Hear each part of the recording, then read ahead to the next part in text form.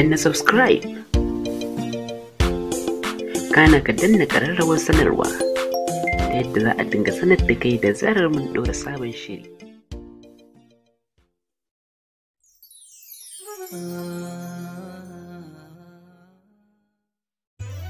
Malaman makaranta sun shiga tsaka mai wuya saboda gicciye ɗaliba da suka yi.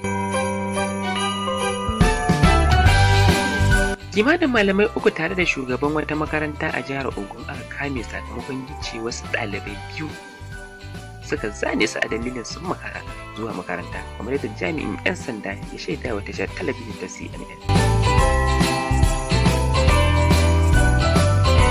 Ɗaliban da su biyu an gicciye su ne a gaban makarantar ta, an zane su a safiyar ranar Laraba a ƙauyen Oyetoro na jihar Ogun.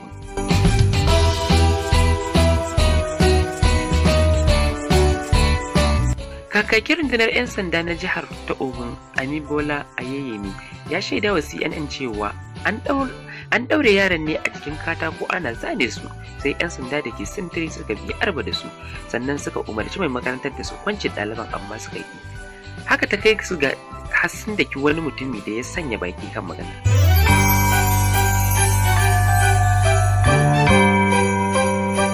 Yanzu haka dai rundunar 'yan sanda ta jihar ta yi bincike kan lamarin, kuma ana cajin shugaban makarantar da sauran malaman da laifin cin zarafi da kuma mugunta da ka iya yin illa, kamar yadda jaridar Eagle ta rawaito.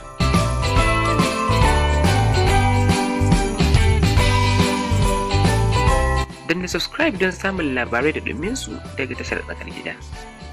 Na gode.